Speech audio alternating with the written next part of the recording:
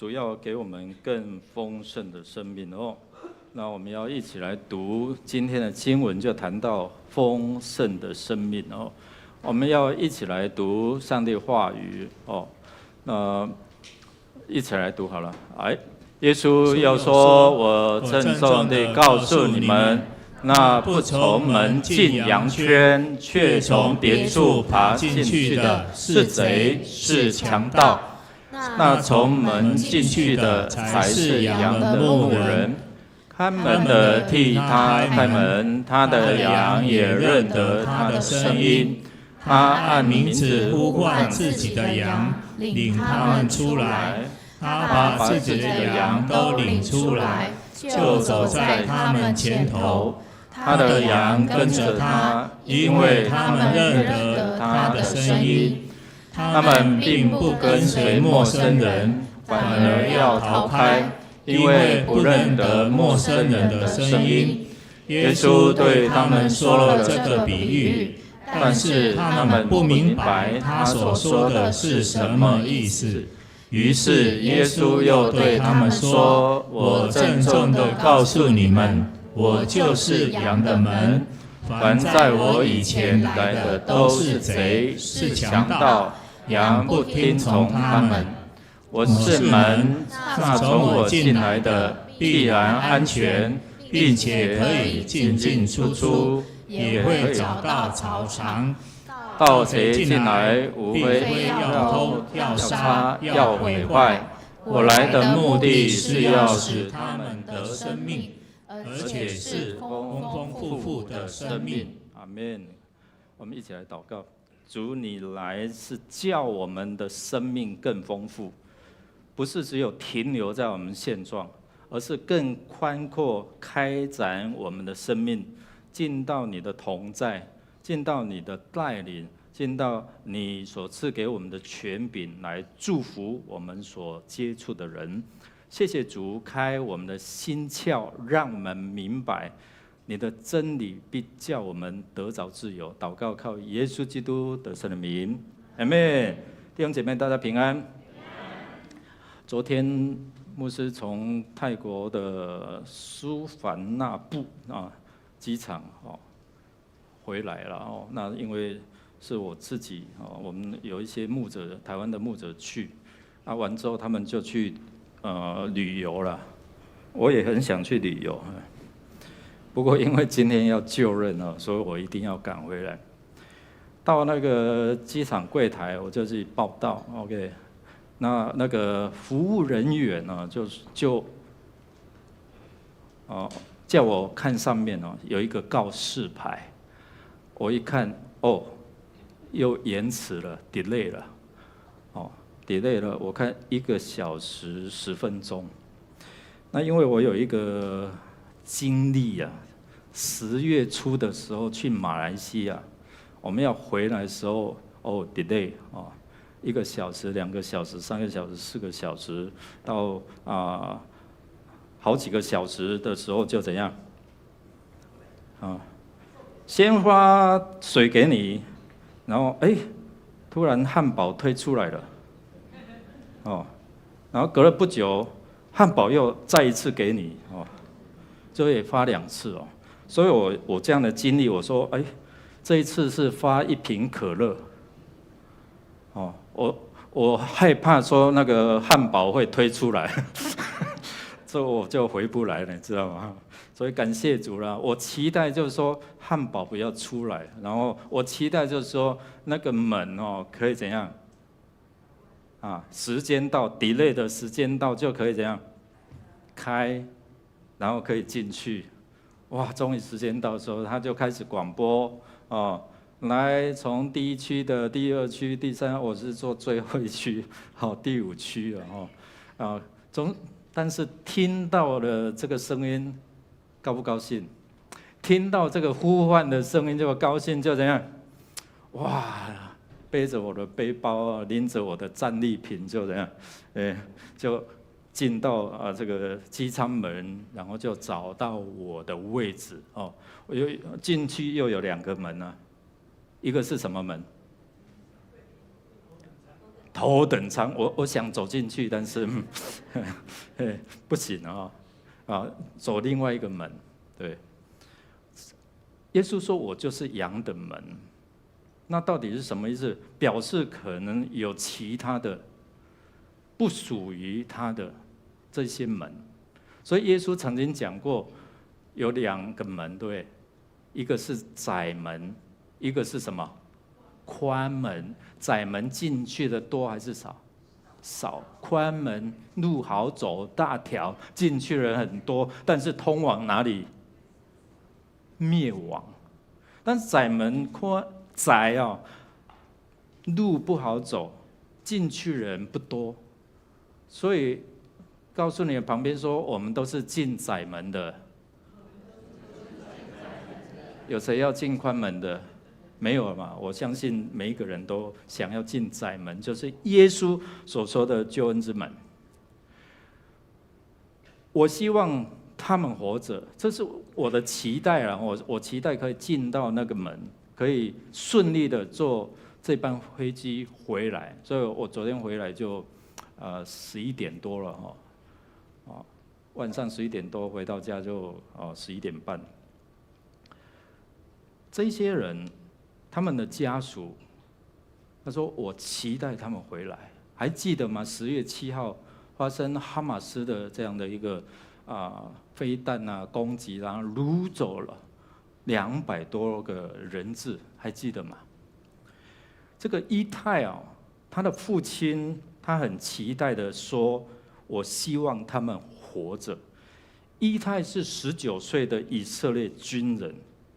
他的军队驻扎在加萨走廊的旁边边境那他是被掳走其中的一个军人，所以他要回来，他要被释放，可能就是那个希望是比较渺茫，或者是排在像我一样排在第5区就是最后一区这样所以他很难被获释，但是他的父亲就期待，然后联合一些这些被掳的家属，然后他们一起祷告，一起期待，一起在征战，一起在努力，希望透过政府，透过什么样的方式，让他们的家属能够回来。前一阵子我们有看到有这样的停战，对不对？停战的时候就协定说，如果我们停火，每一天可以释放几个？10个。每一天如果我们停战1天，停火1天，我们就释放10个名额，这些的被掳的。所以我们看有停战几天，但是从泰国要回来，我看新闻，开始又要打仗了，以色列又要战了那其中有这一些有一些孩童，有一些人他们就被释放，有包括阿根廷6位阿根廷的，然后3名的法国的，还有德国的，还有这9名的儿童，还有2位妇人，他们就安全抵达了这个台拉维夫的医疗中心。这是最近的消息这些家属他们期待，就好像我们心中有一样的期待一样。今天代降节第1主日，就是期待、希望。你期待这位主在你的生命当中带来什么样的祝福？你期待在你的困境当中有没有什么突破？就好像这些被掳的人，是不是可以得释放？就像耶稣来说，我要叫被掳的得释放，被瞎眼的可以怎样看见让那个不自由的可以成为自由。今天在我们的生命当中，我们期待耶稣为我们做什么？你有没有期待我为耶稣做什么？我们好像我们生命都是期待说，耶稣你来为我做什么？你有没有期待说，耶稣我可以为你做什么？今天你呼召我，刚才就任吗？有不一样的职分吗？长老、执事，还有呢小组长，还有其他的。耶稣，你有没有要我期待为你做什么？我想这个是耶稣期待说，来，他看见世上的人，他看见这些困苦流离，如同羊没有牧人。他也呼召工人，他有给我们恩赐。你有没有好好的愿意去使用，忠诚的使用，按照真理来使用？这是在提醒我们。所以今天不管是我做牧者的职分，有没有好好在牧养、在教导、在神的真理上面，或者是我们领受这些职分，长老也好，执事也好，有没有好好的来做这样的职分？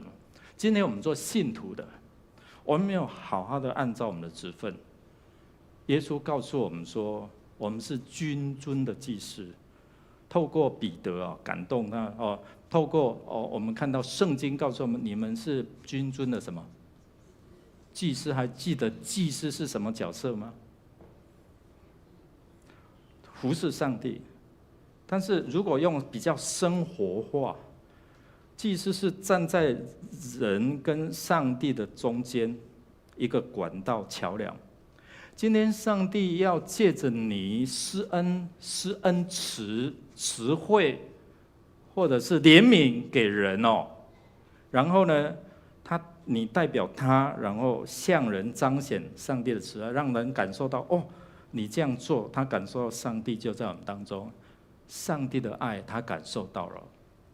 今天你代表人来到上帝的面前，你知道他困苦，他的需要，他的期待，所以你可以帮助他，然后把他带到神的面前，然后为他代祷，为基督啦，为他代祷，然后上帝帮助他，你奉主的名来祝福，然后呢让他经历了，所以你代表他来到神的面前，你代表上帝来到人的面前，所以你做一个管道，所以神使用我们。所以今天我们期待，让我们的生命，君尊的祭司，圣洁的国度，属神的百姓，你愿不愿意活出来？还是这几个礼拜多呢？我礼拜天完之后听个讲道，拍拍屁股就走了，或者是你开始我可以去晋升一下，我有开一些的课程，你可以怎样去参与，去明白完了之后，你就可以怎样参与在服事。我们认识耶稣是救恩的门，这是一个入门，但是不要让你的生命只停留在这个受洗完。受洗是称义，是成为一个义人。我们的生命要从称义是一个义人到成圣，就是圣洁。我的生命要怎样不断的成长，像耶稣一样。所以圣经告诉我们说，你们要以基督的心怎样为心，就是我们学像耶稣，他看见那困苦流离如同羊没有牧人，就怜悯他们，就施恩慈给他们，就为他们祷告。看到他们没得吃，他就告诉他的门徒说怎样给他们吃。我们哪有5000人，我们哪里去找还记得吗？5饼2鱼行神迹的，我们哪有了？耶稣在教他们什么？信心。耶稣在教他们，不是看到困境，而是看到什么？你们有的，我可以有的，然后拿出来，耶稣就祝福，让那有的虽然一点点，更多，可以供应，可以祝福，可以让人饱足。弟兄姐妹，我们看到这是我们认识耶稣，然后进入到救恩，不要停留在这里。但是我们要想说，我可以进去吗？我如何进去 ？How？ 如何？今天我们在座还有没有受洗的没有？我相信有。How？ 你如何？你认识耶稣，但是你知道你如何进去？你知道他是怎样的神？然后你如何进去？这是耶稣在提醒。今天我们看到耶稣透过马太福音就23章那边，或者是约翰福音约翰福音的今天我们所看的第9章，其实它是连贯的。前面提到什么？耶稣在安息日，他医治了一个人，一个什么？你手边有圣经吗？现在都至少有手机，好不好？约翰9章在写什么？还是我现在都不带圣经，反正现在有嘛，对不对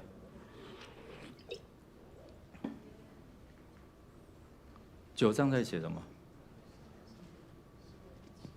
他在安息日医治了谁？生来就瞎眼的人，跟这些法利赛人文士对话哦。所以我们好好听，我们不要成为这些法利赛人。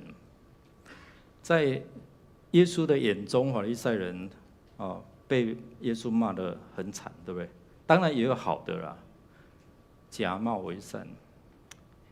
好，所以我们看跟错了怎么办呢？跟错了牧者怎么办呢？耶稣说：“我是谁啊？”然后告诉他们你有没有很注意？我们一起来念来。耶稣又说：“我郑重地告诉你们，那却从别处爬进去的是贼，是强盗。”约翰福音这个比喻耶稣努力在讲说，羊群的这一些的领袖不是这一些腐败的宗教当局那些人来，他们虽然蛮有这些的知识，但是我们看到他却叫人跌倒。这个被医治的瞎子，他本来很高兴，然后为耶稣做见证，是他医治了我。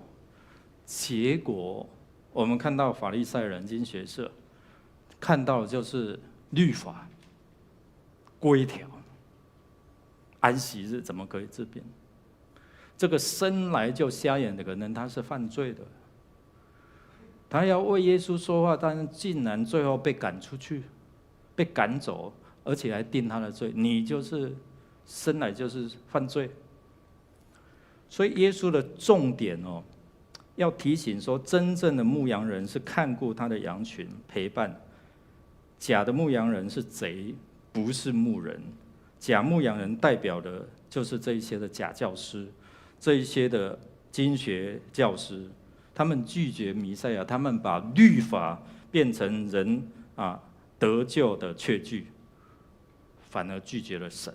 所以我们如果一直在法条规则，而忽略了神真正的怜悯的心，耶稣真正的怜悯的心，他看见困苦流离，如同羊没有牧人，他就怎样怜悯。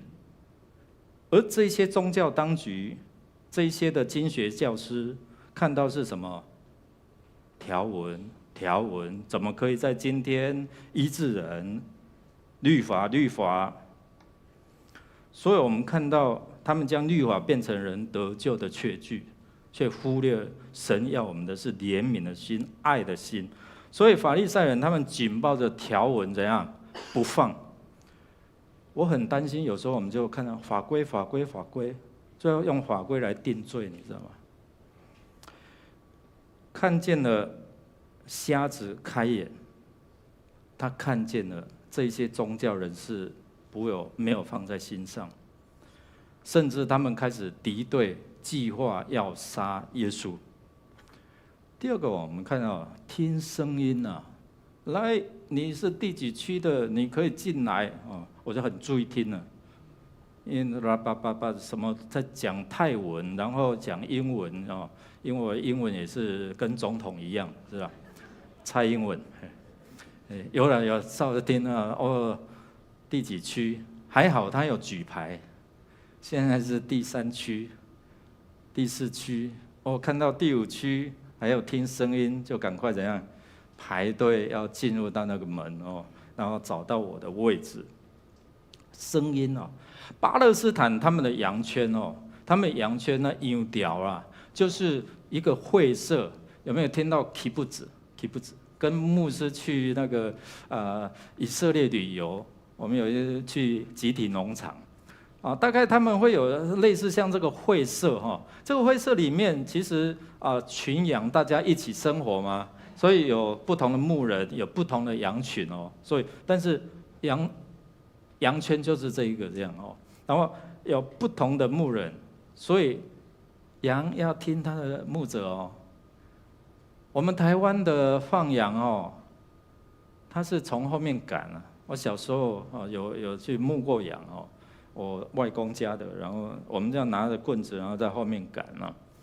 以色列的牧者是走在前面，啊，然后来哦，他的羊会听到牧人的声音啊，牧人就走到哪里，这里有青草地，就安歇。哦，有溪水，对不对？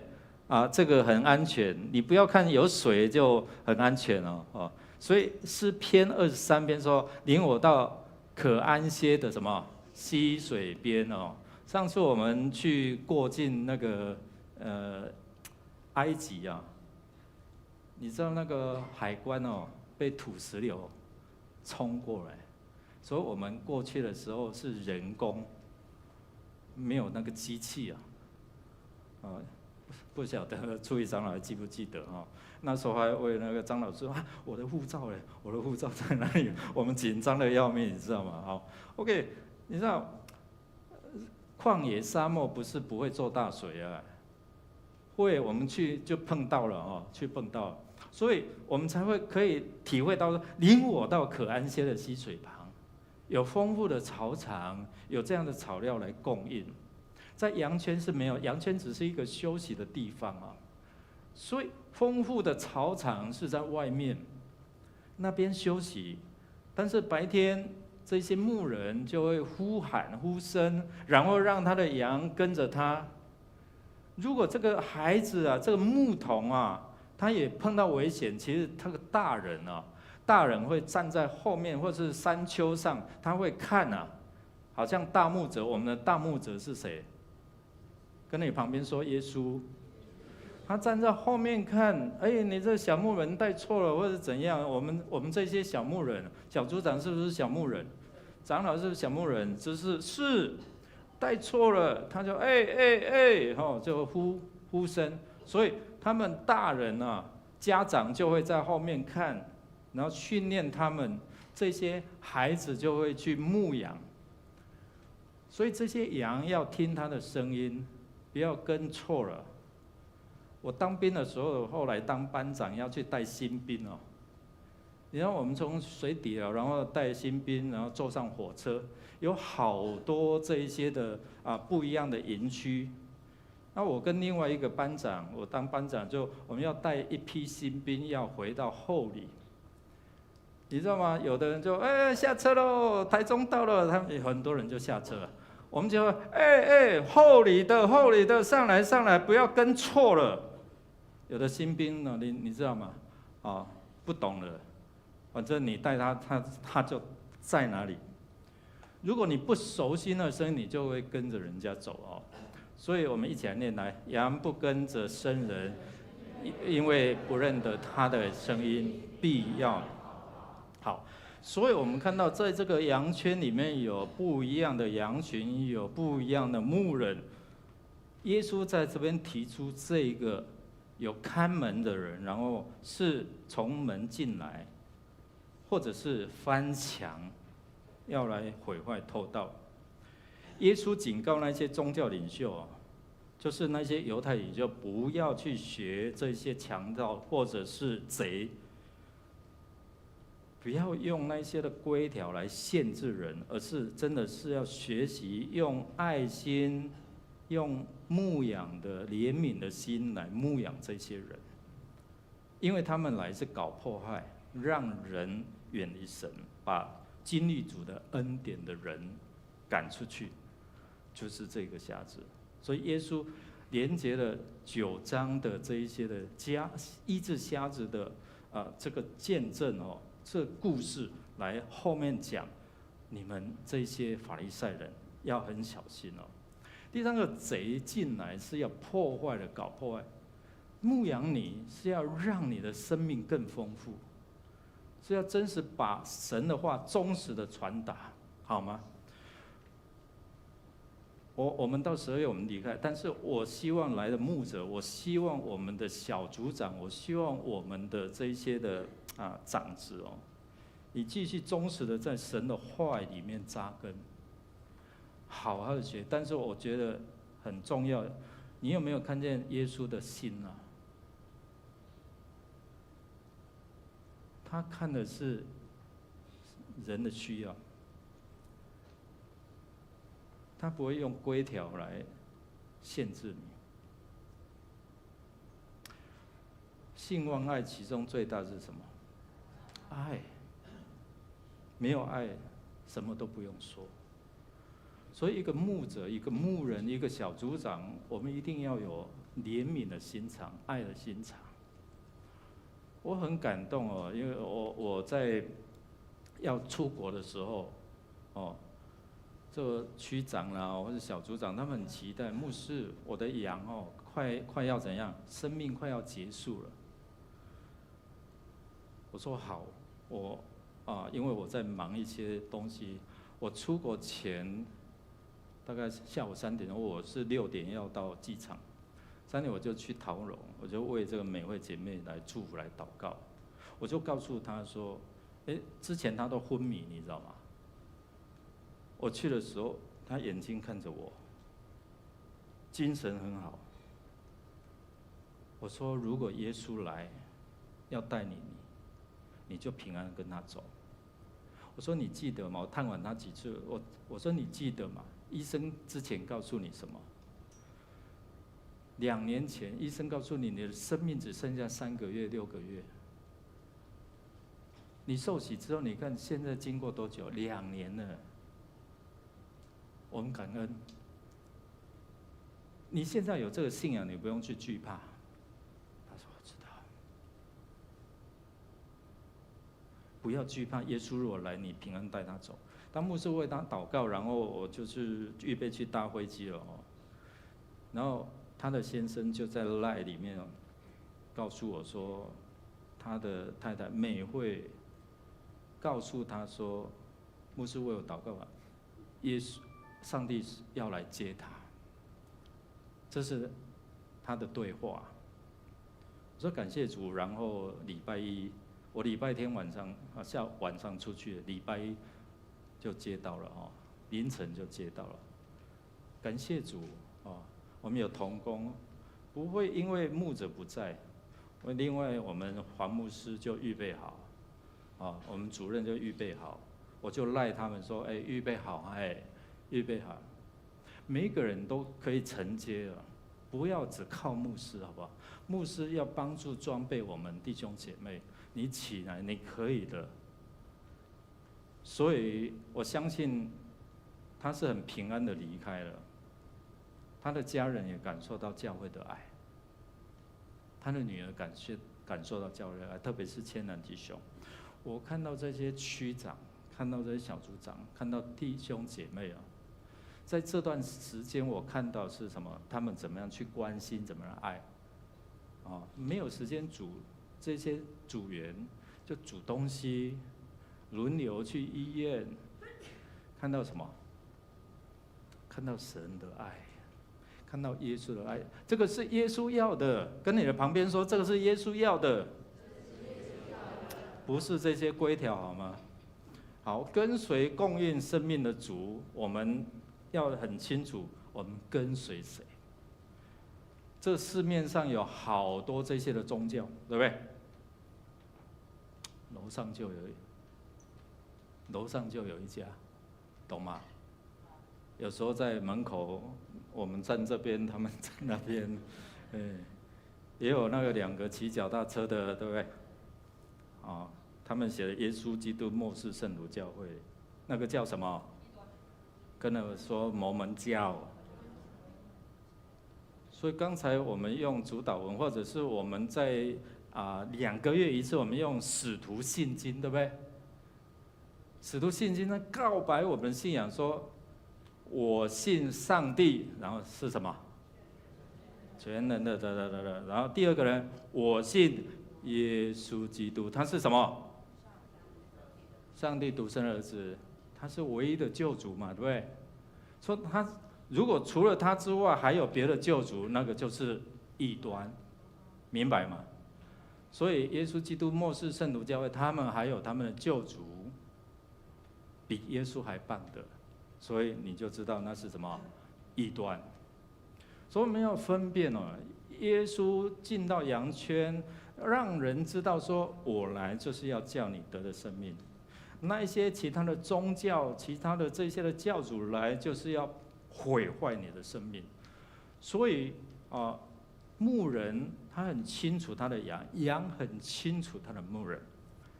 所以你一定要好好的教导，然后让他在真理，让他遇到困境的时候，他不会紧张；遇到死亡的时候，他不会惶恐，他知道我要往哪里去。我很喜欢在告别礼拜分享，我常常跟这些慕道的朋友，或者这些的民间宗教信仰的朋友，我问他：你的未来何去何从？对不对？为什么人死不敢讲死？你会讲他怎么样？连基督徒都会受影响啊！他往生了啊，对不对？我们常常往生吗？他往哪里生？哪一道？如果你很常听我讲到的天道，做神去；人道，别处投胎去；阿修罗道去冥界；地狱道、恶鬼道、畜生道，到底你要去哪一道？跟你的旁边说不知道。这是一般人嘛？一般人讲的，真的，他就不知道。我常常夸他们，就说：那你跟孔子一样聪明。孔子也是不知道，但是你可以更聪明，你可以知道的。你可以知道你有永生，你何去何从？哪里告诉你？圣经告诉我，我也知道在哪里。哪一节？去查一下啊，不然3章16节，约翰福音3章16节，你很清楚吗？对不对？神爱世人，可以背吗？甚至将他的独生子赐给他们，叫一切信他的不至灭亡，反得永生。你要去的地方，你知道吗？回去看启示录，回去看启示录的21章，里面就看到我们的新天新地，我们未来要去的。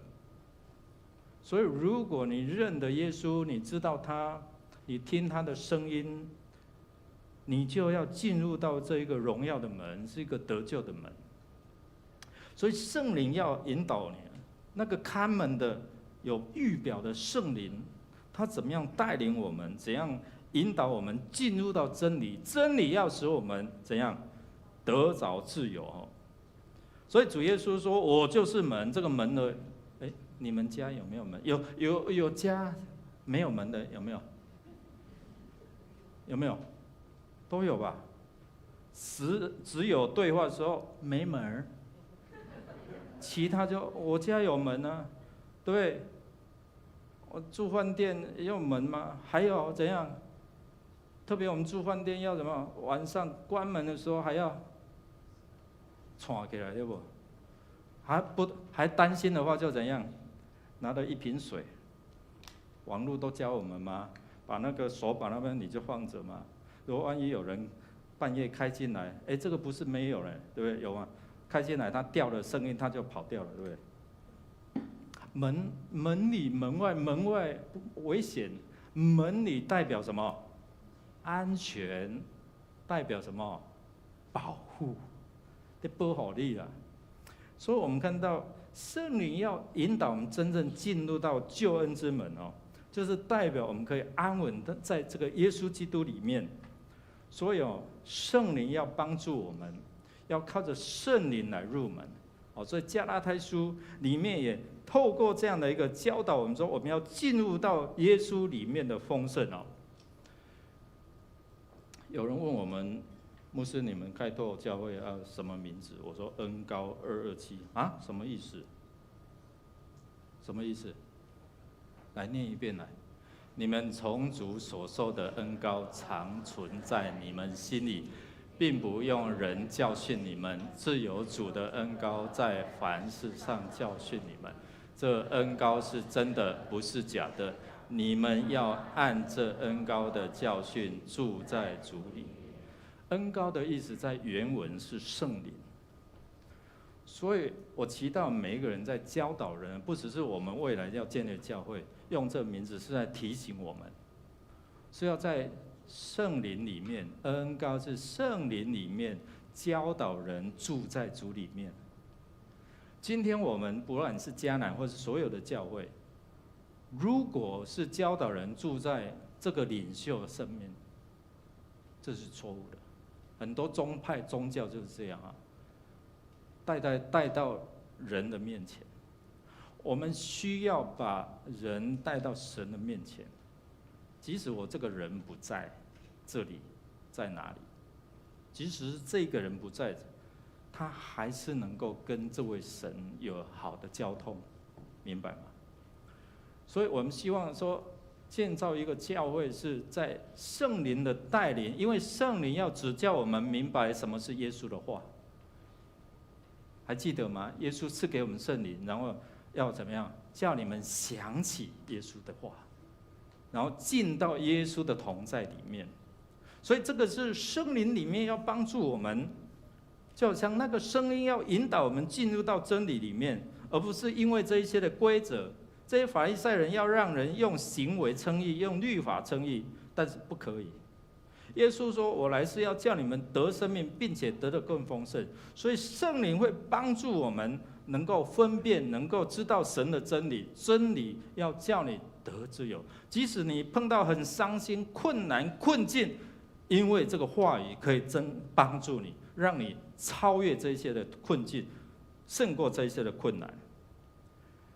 耶稣说：“我们不要像这些的法利赛人一样，外表看起来好像粉白的木啊，里面是什么？里面是什么？坟墓里面是什么？跟你的旁边说西凉骨头。”这是耶稣讲的哦，在马太福音23章的27节哦，这是耶稣讲，不是我讲的，是耶稣对这些法利赛人讲的。他们没有怜悯的心，然后把这些瞎子赶出去啊。我们会不会这样？不是不会哦，我们平常我们对人的时候，是不是会不会把人赶出耶稣的真理啊？所以我们每一个人，包括我们每个人都要很小心哦。因为耶稣来是叫人得生命，我们叫人得的是什么？是得生命吗？是得盼望吗？是认识耶稣吗？所以今天我们要圣灵来帮助我们，我们才能够继续的扩展我们生命，让我们生命活得更像耶稣。第三个，我们看到耶稣来说：“我来不是要定你们的罪，所以我们也不要常常定别人的罪。”耶稣说：“我来不是定罪，我来是要叫你们得永生，是要叫你们得生命。”我来念一遍：来，盗贼进来，无非要偷、要杀、要毁坏。我来的目的，要使他们得生命，而且是丰丰富富的生命。主来的目的，不是叫你受洗之后就停留在那边，而是要继续让你的生命。什么叫丰富丰盛？是让你可以透过神的话，不管是顺境逆境，碰到亲人过往了，哎呀，情感上真的不容易，我知道。但是因着他的话语来安慰我们，我们能够怎样知道他在神那边好得无比呀？所以我们可以放下这些残累重担，这一些才能够怎样释怀，才能够自由，才能够睡得着。使我们的生命进到更丰盛的生命，就是永恒的生命。所以耶稣让我们进到这个信仰里面，不是只有永恒，而是让我们的生命在每一天，我们都不断的可以扩张、扩张、扩张，扩展你的生命的境界，让你更会学会祷告。不会祷告了，你学会祷告，你对神说。不用好多的言辞。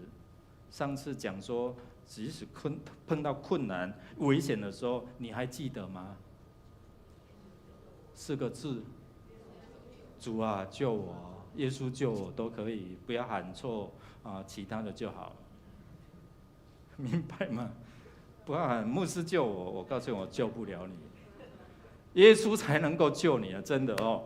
所以弟兄姐妹，耶稣在里面可以把他的丰富来交给我们。神本性一切的丰盛，都有形有体的居住在基督里面，并且我们在他里面也得了丰盛。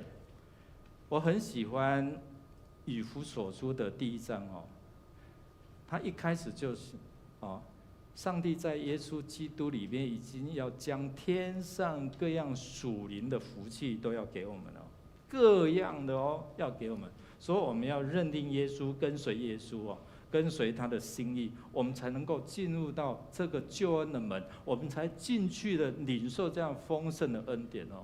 我盼望我们相信，在场的如果还没有信主，网络上如果还没有信主的，我真的鼓励你们，这位主他的慈爱永不改变，他的信实永不改变。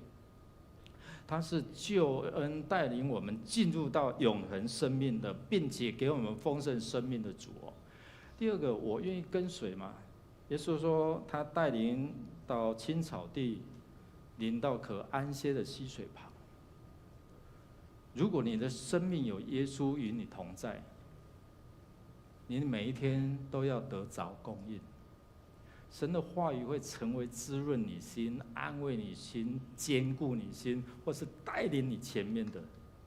愿神来帮助我们，一起站立好吗？一起站立，我们来看看神如何的恩典充满在我们当中。我们要回应我们要回应，我跟随了神，我跟随每一天，我跟随你，跟随你能够进入到更深的水深之处，跟随你到青翠的草场。你得着了，你要成为别人的祝好吗？不要只是吃得饱饱，吃得肥肥的，好不好？我这几天就是做了，然后吃，然后上课这样所以那个跟中广有一些了，不过我很快会瘦下来。弟兄姐妹，你知道吗？神要在你的生命当中，让你更丰富、更丰盛。但是记住，不要停留在这边。神要让你的生命是成为别人祝福的管道，阿们吗？我们用这首诗歌来回应神的恩典。一阵阵的心降伏在你面前，开我心眼，使我看见。领受生命活水，从你而来的温柔谦卑，何等恩典，你竟然在乎我，何等恩典，你宝血为我流，何等恩典，你尊贵荣耀为我冠冕，我的嘴必充满赞美。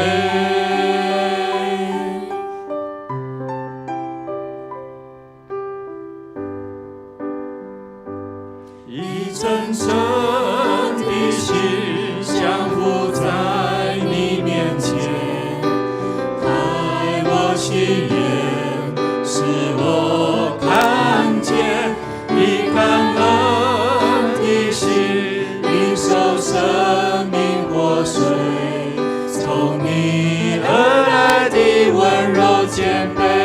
一起来宣告：何等恩典，你竟然在乎我；何等恩典，你宝血为我流；何等恩典，你尊贵荣耀为我冠冕，我的嘴必充满赞美。你挪去我所有枷锁，你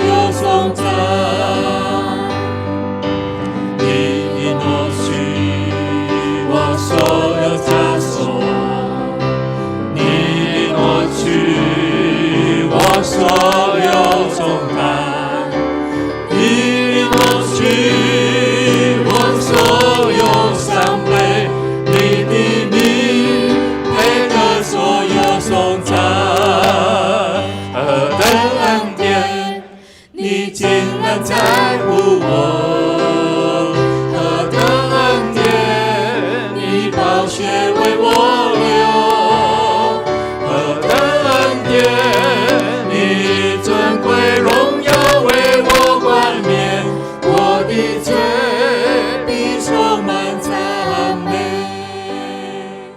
何等恩典，你尊贵荣耀为我冠冕，我的罪必充满赞美。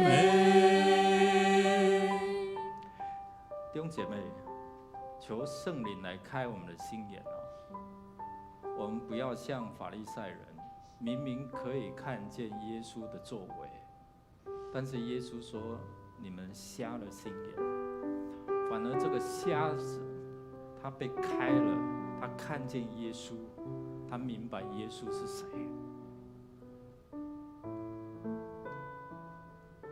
圣经告诉我们说，如果我们的灵性瞎了，我们就分不清神的真理，他的恩典。他这么样的爱我们，我们还哪有什么道理、理由不信他？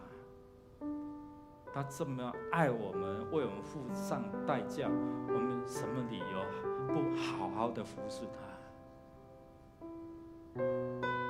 愿主来帮助我们哦，让我们知道我们可以神开我的心窍，开我们的心眼，让我们明白圣灵带我们进入到他的真理，真理要带我们能够自由。我们一起来祷告。主何等的恩典，你在乎我们，别人可能看衰我们，别人可能看我们每一个人自己渺小，神你看我们竟是宝贝。主，我们有时候看到可能是只有我们的困境，我们忘了瞻仰你，忘了仰望你。你是那使人得丰盛生命的主，帮助我们把我们的眼目焦点转移到主的身上，不是看到我们的困境，不是看到我们的没有，要看到你在我们生命所放的有，可能是2000，可能是3000、4000。主，我们常看到没有的，求你怜悯我们。主也开启我们心窍，能够明白心眼看见那些困苦流离，如同羊没有牧人的。既然你供应我们那么丰盛，我们也能够成为别人的祝福。主，我奉你名来祝福，让我们弟兄姐妹手是有的，而且多而又多，恩上加恩的。当他们愿意为你摆上，愿意为你的国度摆上，愿意为需要的人摆上的时候，主啊，开你天上窗户，倾福于他们，让他们经历到神你的话是真的，你的应许是真的。谢谢耶稣。何等的恩典，我们领受了，我们也要将你的恩典分享出去。你赐给我们恩膏，赐给我们能力，赐给我们圣灵，我们要好好的渴慕，然后我们成为众人的祝福。愿主耶稣基督，你得胜黑暗权势的能力充满在我们弟兄姐妹的身上，胜过这些软弱。